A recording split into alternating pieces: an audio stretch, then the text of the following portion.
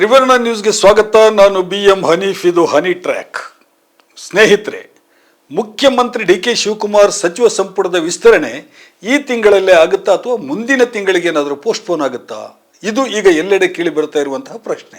ದೆಹಲಿ ಮೂಲದ ಪ್ರಕಾರ ಹೈಕಮಾಂಡ್ ಯಾವ ಅವಸರದಲ್ಲೂ ಇಲ್ಲ, ಸಂಪುಟ ವಿಸ್ತರಣೆ ಮುಂದಿನ ತಿಂಗಳಿಗೂ ಮುಂದಕ್ಕೆ ಹೋಗುವ ಸಾಧ್ಯತೆ ಇದೆ.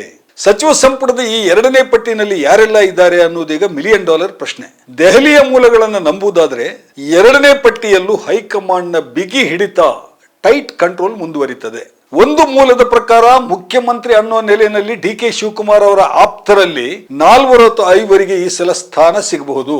ಆದ್ರೆ ಸಿದ್ದರಾಮಯ್ಯ ಅವರು ಹಿಂದೆ ಏನೋ ಒಂದು ಪಟ್ಟಿ ಕೊಟ್ಟಿದ್ದಾರಲ್ಲ, ಆ ಪಟ್ಟಿನಲ್ಲಿ ಉಳಿದ ಹೆಸರುಗಳ ಬಗ್ಗೆ ಯಾವ ಗ್ಯಾರಂಟಿಯೂ ಇಲ್ಲ ಅಂತ ದೆಹಲಿನಲ್ಲಿ ಸುದ್ದಿ ಹಬ್ಬಿದೆ. ಯಾರಿಗೆ ಕೊಟ್ಟರು 5-6 ಮಂದಿ ಹೊಸಬರಿಗೆ ಈ ಸಲ ಸಚಿವ ಸ್ಥಾನ ಕೊಡಲೇಬೇಕು ಅಂತ ಹೈಕಮಾಂಡ್ ನಿರ್ಧಾರಕ್ಕೆ ಬಂದಿದೆಯಂತೆ. ಈ ಹೊಸಬರು ಯಾರು ಅನ್ನೋದ್ರ ಬಗ್ಗೆ ದೊಡ್ಡ ಮಟ್ಟದ ಊಹಾಪೋಹ ಮತ್ತು ಚರ್ಚೆ ನಡೀತಾ ಇದೆ. ಇರ್ಲಿ, ಆ ಬಗ್ಗೆ ನಾನಿಲ್ಲಿ ಏನನ್ನು ಹೇಳೋದಿಲ್ಲ. ನನ್ನ ಗಮನ ಈಗ ಇರೋದು ಎಷ್ಟು ಮಂದಿ ಮಹಿಳೆಯರು ಮಿನಿಸ್ಟರ್ ಆಗ್ತಾರೆ. ಕಳೆದ ಸಲದಂತೆ ಒಬ್ಬರೇ ಆಗ್ತಾರಾ ಅಥವಾ ಇಬ್ಬರು ಆಗ್ತಾರಾ ಅಥವಾ ಏನಾದ್ರೂ 3 ಮಂದಿಗೆ ಅವಕಾಶ ಸಿಗ್ಬೋದಾ? ಅಕಸ್ಮಾತ್ ಒಬ್ಬರೇ ಮಹಿಳೆ ಆಗೋದಾದ್ರೆ ಆ ಮೋಸ್ಟ್ ಪವರ್ಫುಲ್ ಲೇಡಿ ಯಾರು? ಹೆಚ್ಚಿನವರು ಹೇಳೋ ಪ್ರಕಾರ ಲಕ್ಷ್ಮಿ ಹೆಬ್ಬಾಳ್ಕರ್ ಅವರೇ ಈ ಮೋಸ್ಟ್ ಪವರ್ಫುಲ್ ಲೇಡಿ. ಅದಕ್ಕೆ ಅವರು ಕೆಲವು ಕಾರಣಗಳನ್ನು ಕೂಡ ಕೊಡ್ತಾರೆ. ಸಿದ್ದರಾಮಯ್ಯ ಸಂಪುಟದಲ್ಲಿ ಅವರೇ ಏಕೈಕ ಮಿನಿಸ್ಟರ್ ಆಗಿದ್ರು ಮತ್ತು ಅದಕ್ಕೆ ಆಗ ಮುಖ್ಯ ಕಾರಣ ಆಗಿದ್ದು DK ಶಿವಕುಮಾರ್ ಅವರು. ಹಾಗಾಗಿ ಈಗ DK ಶಿವಕುಮಾರ್ ಅವರೇ ಮುಖ್ಯಮಂತ್ರಿ ಆಗಿರೋದ್ರಿಂದ ಲಕ್ಷ್ಮಿ ಹೆಬ್ಬಾಳ್ಕರ್ ಈ ಸಲವು ಸ್ಥಾನ ಪಡೀತಾರೆ ಅನ್ನೋದು ಅವ್ರ ಲೆಕ್ಕಾಚಾರ. ಆದ್ರೆ ಈ ಲೆಕ್ಕಾಚಾರ ಈ ಸಲ ಅಷ್ಟು ಸರಳ ಇಲ್ಲ ಅಂತ ದೆಹಲಿಯಿಂದ ಸುದ್ದಿ ಬರ್ತಾ ಇದೆ. ಜಾತಿ ಮತ್ತು ಪ್ರದೇಶವಾರು ಲೆಕ್ಕಾಚಾರದಲ್ಲಿ ಲಕ್ಷ್ಮಿ ಅವರಿಗೆ ಅಡ್ಡಗಾಲಾಗುವ ಅಂಶಗಳೇ ಬಹಳ ಹೆಚ್ಚಾಗಿವೆ ಅನ್ನೋದು ಕಾಂಗ್ರೆಸ್ ಮೂಲಗಳ ಹೇಳಿಕೆ. ಯಾಕಂದ್ರೆ ಈ ಸಲ ಒಂದು ಹೊಸ ಎಂಟ್ರಿ ಲಕ್ಷ್ಮಣ್ ಸವದಿ ಅವರು ಮಿನಿಸ್ಟರ್ ಹುದ್ದೆಗೆ ಈ ಸಲ ಟಾಪ್ ಕಂಟೆಂಡರ್. ಮೊದಲ ಪಟ್ಟಿನಲ್ಲೇ ಸವದಿ ಅವರು ಮಿನಿಸ್ಟರ್ ಆಗಬೇಕಾಗಿತ್ತು, ಆದ್ರೆ ಎರಡನೇ ಪಟ್ಟಿನಂತಲೂ ಅವರು ಇರೋದು ಗ್ಯಾರಂಟಿ ಅಂತ ದೆಹಲಿಯಲ್ಲಿ ಸುದ್ದಿ ಹಬ್ಬಿದೆ. ಲಕ್ಷ್ಮಣ್ ಸವದಿ ಅವರು ಸಂಪುಟಕ್ಕೆ ಬಂದ್ರೆ ಮೊದಲ ಹೊಡೆತ ಬೀಳೋದು ಲಕ್ಷ್ಮಿ ಹೆಬ್ಬಾಳ್ಕರ್ ಅವರಿಗೆ. ಇದು ಪ್ರದೇಶವಾರು ಲೆಕ್ಕಾಚಾರ. ಇನ್ನೊಂದೆಡೆ ಭದ್ರಾವತಿಯ BK ಸಂಗಮೇಶ್ ಈ ಸಲ ಸಚಿವ ಸಂಪುಟ ಪ್ರವೇಶ ಪಡೆಯೋದು ಗ್ಯಾರಂಟಿ ಅಂತ ಕೂಡ ಸುದ್ದಿ ಹಬ್ಬಿದೆ. ಸಂಗಮೇಶ್ ಅವರು ಎಂಟ್ರಿ ಆದ್ರೂ ಕೂಡ ಲಕ್ಷ್ಮಿ ಅವರ ಹೆಸರಿಗೆ ಕೊಕ್ಕಾಗೋದು ಖಚಿತ. ಯಾಕಂದ್ರೆ ಇವರಿಬ್ರು ಪರಸ್ಪರ ಬೀಗರಾಗಿರೋದ್ರಿಂದ ಒಂದೇ ಕುಟುಂಬದ ಇಬ್ರು ಈ ಸಂಪುಟದಲ್ಲಿ ಮಿನಿಸ್ಟರ್ ಆಗೋದು ಕಷ್ಟ ಸಾಧ್ಯ. ಹೆಬ್ಬಾಳ್ಕರ್ ಅವರಿಗೆ ಅಡ್ಡಿಯಾಗೋ ಇನ್ನೂ ಒಂದು ಅಂಶ ಇದೆ. ಮುಸ್ಲಿಂ ಕೋಟಾದಲ್ಲಿ ಏನಾದ್ರೂ ಉತ್ತರ ಕರ್ನಾಟಕದ ಪ್ರಾತಿನಿಧ್ಯ ಅಂತ ಹೇಳಿ ಖನೀಜ್ ಫಾತಿಮಾ ಅವರ ಹೆಸರು ಬಂದ್ರೆ ಅಲ್ಲೂ ಕೂಡ ಲಕ್ಷ್ಮಿ ಹೆಬ್ಬಾಳ್ಕರ್ ಅವರ ಹೆಸರೇ ಔಟ್ ಆಗುತ್ತೆ. ಈ ಮಧ್ಯೆ ವಿಧಾನ ಪರಿಷತ್ತಿನ ಸದಸ್ಯರಲ್ಲಿ ಇಬ್ಬರಿಗೆ ಸಚಿವ ಸ್ಥಾನ ಸಿಗಬಹುದು ಅನ್ನೋ ಹೊಸ ಸುದ್ದಿ ಬಂದಿದೆ. ಅದರಲ್ಲಿ ಉಮಾಶ್ರೀ ಅವರ ಹೆಸರು ಜೋರಾಗಿ ಕೇಳಿ ಬರ್ತಾ ಇದೆ. ಉಮಾಶ್ರೀ ಅವರು ಹಿಂದುಳಿದ ವರ್ಗದವರು, ಈ ಹಿಂದೆ ಮಿನಿಸ್ಟರ್ ಆಗಿ ಎಕ್ಸ್ಪೀರಿಯನ್ಸ್ ಇರೋರು. ಹಾಗಾಗಿ ಅವರ ಕಡೆಗೆ ಹೈಕಮಾಂಡ್ ಒಲವು ಹೆಚ್ಚಿದೆ ಅಂತ ಹೇಳ್ತಾ ಇದ್ದಾರೆ. ನಯನಾ ಮೋಟಮ್ಮ ಅವರ ಹೆಸರನ್ನು ಕೂಡ ಇನ್ನು ಕೆಲವರು ಹೇಳ್ತಾ ಇದ್ದಾರೆ. ಇಲ್ಲೂ ಒಂದು ಬೇರೆ ಅಂಶ ಕೆಲಸ ಮಾಡೋ ಸಾಧ್ಯತೆ ಇದೆ. ಇಲ್ಲಿ ಮುಸ್ಲಿಂ ಸಮುದಾಯದ ಪ್ರಾತಿನಿಧ್ಯದ ಪ್ರಶ್ನೆ ಬರುತ್ತೆ.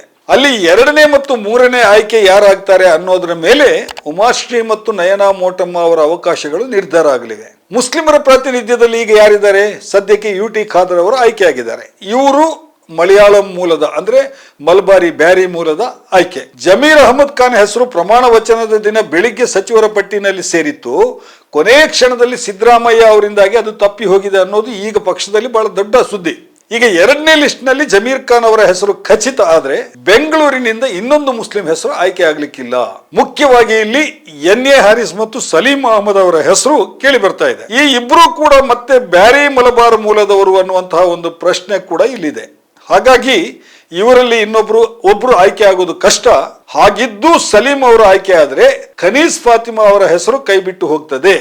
ಆಗ ಮತ್ತೆ ಉಮಾಶ್ರೀ ಅವರ ಹೆಸರೇ ಮುಂಚೂಣಿಯಲ್ಲಿ ಬರ್ತದೆ ಅನ್ನೋದು ದೆಹಲಿ ಮೂಲದ ಸುದ್ದಿ. ಸಚಿವ ಸಂಪುಟದಲ್ಲಿ ಇಬ್ಬರು ಮಹಿಳೆಯರು ಬೇಕು ಅಂತ ಮುಖ್ಯಮಂತ್ರಿ DK ಶಿವಕುಮಾರ್ ಅವರೇನಾದ್ರೂ ಒತ್ತಡ ಹೇರಿದ್ರೆ ಆಗ ನಯನಾ ಮೋಟಮ್ಮ ಅಥವಾ ಲಕ್ಷ್ಮಿ ಹೆಬ್ಬಾಳ್ಕರ್ ಅವರ ಹೆಸರು ಮುಂದೆ ಬರಬಹುದು. ವಾಸ್ತವವಾಗಿ ಹೈಕಮಾಂಡ್ ಮೊದಲ ಪಟ್ಟಿನಲ್ಲಿ ರೂಪಕಲಾ ಅವರ ಹೆಸರಿತ್ತು. ಆದ್ರೆ ತಂದೆ ಮುನಿಯಪ್ಪ ಅವರು ತಮಗೇ ಮಿನಿಸ್ಟರ್ ಬೇಕು ಅಂತ ಹೇಳಿ ಪಟ್ಟು ಹಿಡಿದ್ರಿಂದ ರೂಪಾ ಅವರು ಸಚಿವರಾಗಲಿಲ್ಲ.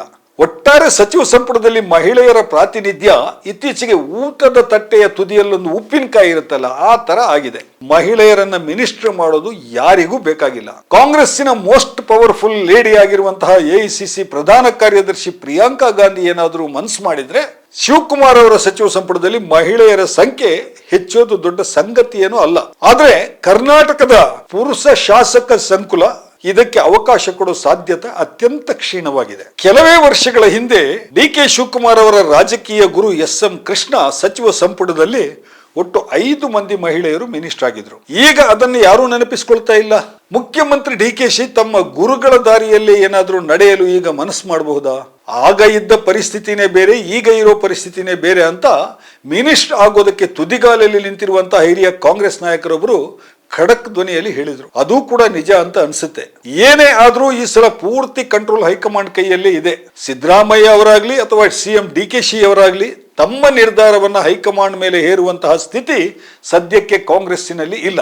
ಪಕ್ಷದ ಇತ್ತೀಚೆಗಿನ ರಾಜಕೀಯ ನಿರ್ಧಾರಗಳನ್ನ ಖುದ್ದು ರಾಹುಲ್ ಗಾಂಧಿ ಅವರೇ ಏಕ್ಮಾರ್ ದೋ ತುಕಡ ಅನ್ನೋ ರೀತಿಯಲ್ಲಿ ನಿಭಾಯಿಸ್ತಾ ಇದ್ದಾರೆ. ಅದು ಕೇರಳದಲ್ಲೂ ನಮಗೆ ಕಂಡಿದೆ, ಅದೇ ರೀತಿ ತಮಿಳುನಾಡಿನಲ್ಲೂ ಕನ್ಫರ್ಮ್ ಆಗಿದೆ.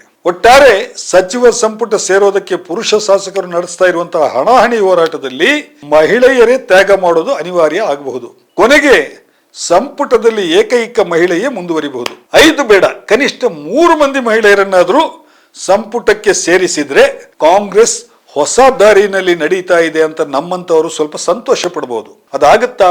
ನನ್ನ ಪ್ರಕಾರ ನೋ ಚಾನ್ಸ್. ಸ್ನೇಹಿತರೆ, ಇದಾಗಿದೆ ಇವತ್ತಿನ ಹನಿ ಟ್ರ್ಯಾಕ್. ಇನ್ನೊಂದು ವಿಷಯದ ಜೊತೆಗೆ ಮತ್ತೆ ನಿಮ್ಮ ಮುಂದೆ ಬರ್ತೇನೆ. ನಮಸ್ಕಾರ.